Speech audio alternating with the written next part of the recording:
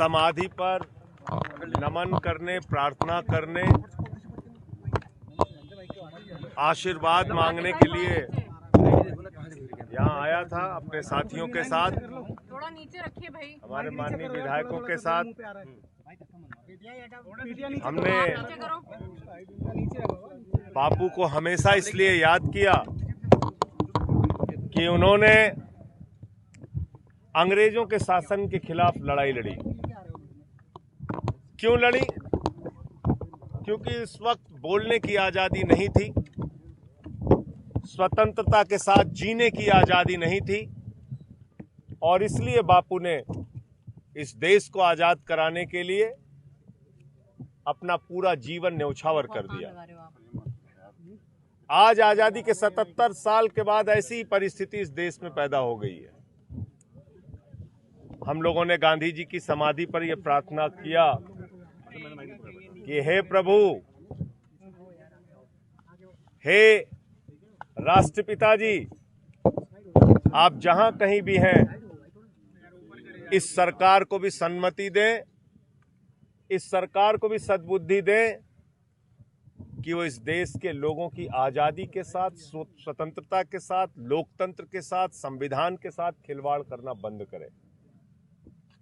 आज जिस प्रकार से एक निर्वाचित मुख्यमंत्री, दिल्ली के 2 करोड़ लोगों के द्वारा चुने गए मुख्यमंत्री को पकड़ के जेल में डाल दिया गया, ये तानाशाही की शुरुआत है।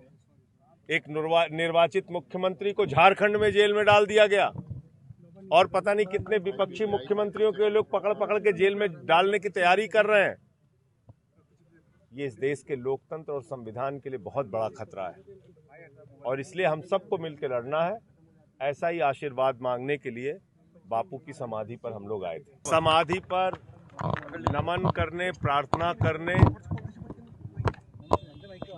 आशीर्वाद मांगने के लिए यहाँ आया था अपने साथियों के साथ, थोड़ा नीचे रखिए भाई, हमारे माननीय विधायकों के साथ।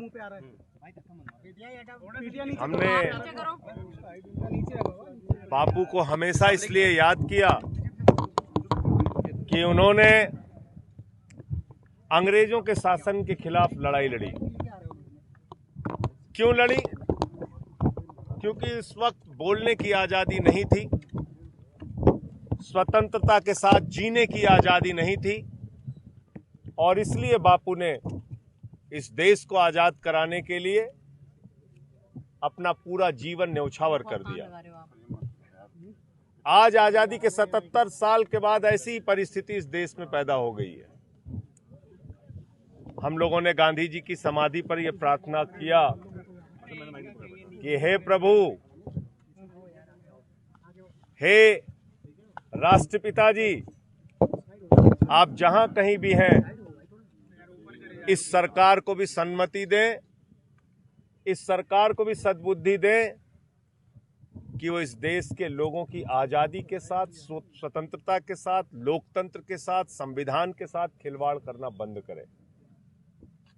आज जिस प्रकार से एक निर्वाचित मुख्यमंत्री, दिल्ली के 2 करोड़ लोगों के द्वारा चुने गए मुख्यमंत्री को पकड़ के जेल में डाल दिया गया, ये तानाशाही की शुरुआत है।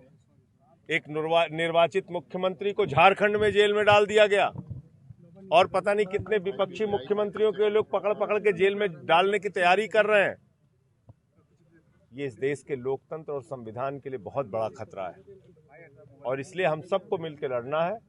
ऐसा ही आशीर्वाद मांगने के लिए बापू की समाधि पर हम लोग आए थे। देश दुनिया की हर खबर सबसे पहले देखने के लिए फॉलो करें Dainik Savera TV, YouTube, Facebook, Instagram, X और व्हाट्सएप चैनल पर।